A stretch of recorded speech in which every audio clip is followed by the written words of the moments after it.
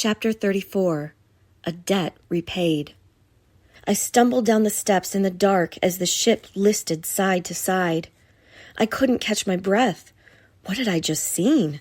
Captain Sangra was gone? But how? Did she fall? Or had Rian... No, I couldn't even think it. And what had I seen in the water? Was that creature real or a hallucination? The more I tried to think calmly, the more my thoughts tangled themselves into knots. My hands were shaking by the time I opened the door to Rian's cabin. "Sai?" Bo called from the darkness. Lightning flickered outside the windows. He picked his way through the ruined mess of the cabin and grabbed my hand. "Well, should I hide?" Bo was the son of our ship's captain, but the captain was lost forever now. A voice inside my head said he was in danger. It said we all were. "Yes, you have to hide," I whispered, "but not here. Come on." We edged out the door onto the main deck. Lightning flashed in the distance as the storm rolled west away from us. Every one of the rowboats had been ripped from the deck and tossed into the sea.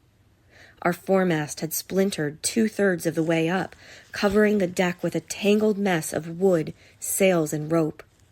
The taste of charred wood burned in my throat as we felt our way down the companionway steps. The door to my room had been smashed into jagged pieces by a water barrel, which lay broken on my floor. Bo started to head for the ladder leading down into the hold, but I held him back. "That's the first place they'll go," I whispered. "They'll have to get tools and lumber." "Where, then?" "Over here." I led him into the galley. We had to make our way carefully across scattered pans and broken plates. Sand covered the floor. We fumbled to the darkest corner and tucked ourselves behind the cook's counter. I wrapped my arms around my knees. I hadn't felt this sick since we'd left Menkan. "Sai, what's wrong? Won't you tell me?" I raised my eyes to Bo's. In the dim light, he looked older and so much like the man in the picture Captain Sangra had shown me. But I saw the captain in his face, too. How had I never noticed before? "Bo, listen," I whispered. "Those wild stories your auntie would tell you. What did she say?" He shook his head, confused. "I don't know. She said all sorts of things, like my mom was a Menkan princess, stupid stuff like that. Why?" I shut my eyes. I don't know how to say this." "Shh." Bare feet pounded down the companionway steps, followed by the rough voices of sailors. Above them all, I could hear Grebe shout, "I'll search this deck while you sweep the hold." The others grumbled and crawled down the ladder that led to the hold below. Bo and I crouched motionless in the dark. I tried to breathe as quietly as I could while we listened to Grebe shuffle around the galley. I could hear him yanking open cupboards and turning over barrels. "Come on out," he sang softly. "I know you're down here, little Miss Mapmaker."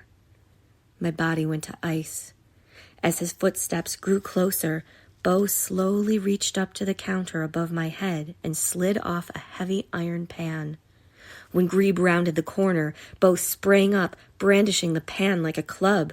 I saw the flash of a jagged blade in Grebe's hand.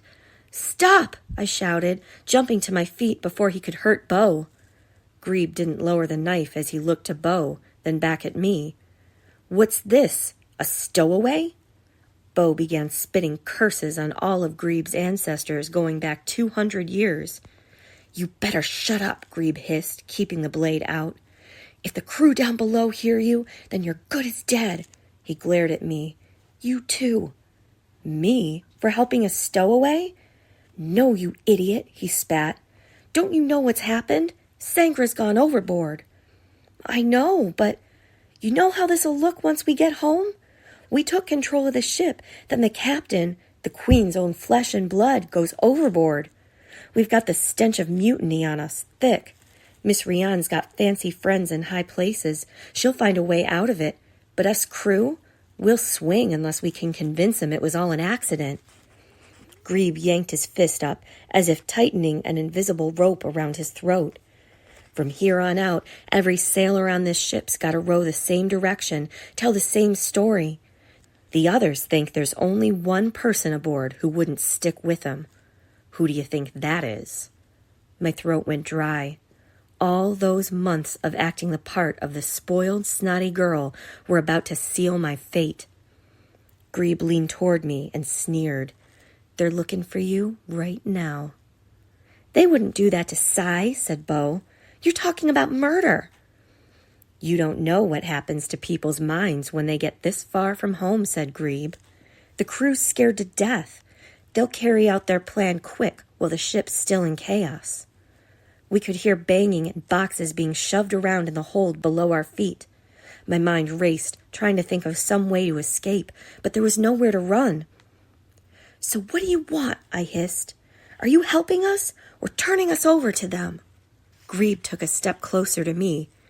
First, I want to know where you're from, where you're really from. I hesitated. Would he even believe me? After lying for so long, I had to force the truth past my tongue. The Fens, I whispered. Grebe leaned even closer to me. What's your name? Your real one. I shut my eyes. It had been a very long time since I had spoken my real name out loud. Sodsai Madawan. A satisfied look spread over Grebe's face. I knew it. From that first day we set sail, I knew I seen you before. That night in the Fens, outside the rooster room. You was the one I followed. His eyes narrowed. You do a good job making out like a fancy girl. You had everyone else on the crew fooled, but not me. Given how dire my situation was, I shouldn't have cared about being found out. But the humiliation still stung, more so since Bo was there to hear it all. I'm right, aren't I? Said Grebe. I nodded. You know why I followed you that night in the Fens? No. Someone at the rooster told me you was Madawan's kid. I thought if I followed you, I'd find Mud. I owed him something. I held my breath, waiting for Grebe to explain. Mud and me was in jail together about a year ago. I shouldn't have been there, should have been in the boys' correction home, but they sent me to the men's jail because of my size. One day when we was all out in the yard, one of the guards said I was making trouble, even though I wasn't doing nothing. He decided to make me an example, show all the others who's boss. Had a big club.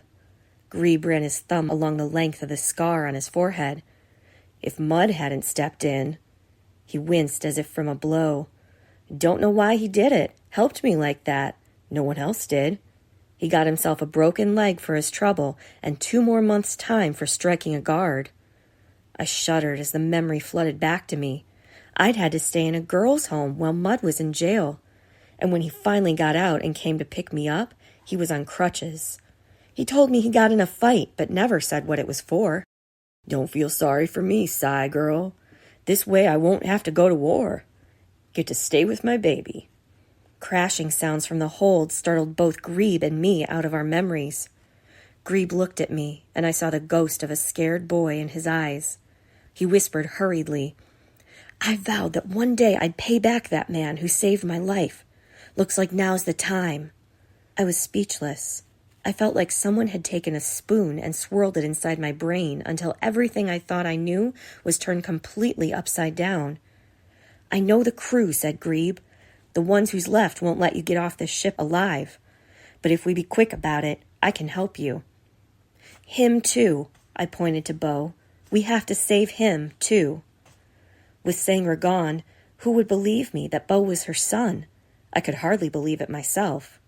Fine, but we got no time to waste. Staying low, Grebe crossed the galley and swung open one of the old gun ports in the hull. He motioned us over and told us to look outside. It was a calm, radiant morning. I'd never have guessed there had been a storm at all if it weren't for the debris floating around us. Scraps of torn sail, ropes and rigging, and broken crates and barrels littered the water around the Prosperity's hull. You set a good course, said Grebe. Look. He pointed to a craggy black island a few 100 yards away. It was so small that I'd mistaken it for a pile of floating rubble. Beyond it lay another, slightly larger island, and beyond that hovered the dim shadow of an even larger one. We're through the Harbinger Sea. If there really is a continent to find, it has to be close now. We'll be off as soon as they get the repairs made. Everyone up top's busy, too busy to notice a broken crate floating to that island." "You want us to swim to that worthless little rock?" said Bo. Grebe pointed to a wooden crate bobbing upside down in the water directly below us. "I'll lower you down. You can duck under that crate and push it to shore. If you go slow, no one'll see you. I'll tell the others I couldn't find you. They'll think you went overboard in the storm." "And then what?" said Bo. "We wait for our grandmother's ghost to appear and bring us food and water?" Grebe curled his lip. "You make it to that island, you live another day. You stay here, you don't live another hour." If we made it at all. I shuddered, thinking of the scaled thing I'd seen in the water. But Grebe was right. What choice did we have? "All right," I said. "Let's hurry then." Grebe fetched a long length of rope from the galley and lowered it out through the gun port. Bo went first, easing himself down, hand over hand. "Quick now," Grebe said to me. "Won't take 'em much longer to finish sweeping the hold." I climbed out the gun port and braced my bare feet against the hull. Before I started down, I looked up at Grebe. A gust of wind blew his hair forward and covered his scar. In that moment, he looked so young, just like any other boy back in An Lung. He caught me watching him and looked away. "Just paying back something I owe, that's all." I placed my hand over his rough fists clenched around the rope. They reminded me of Mud's. "Thank you," I said. Then I climbed down the rope and left the prosperity behind.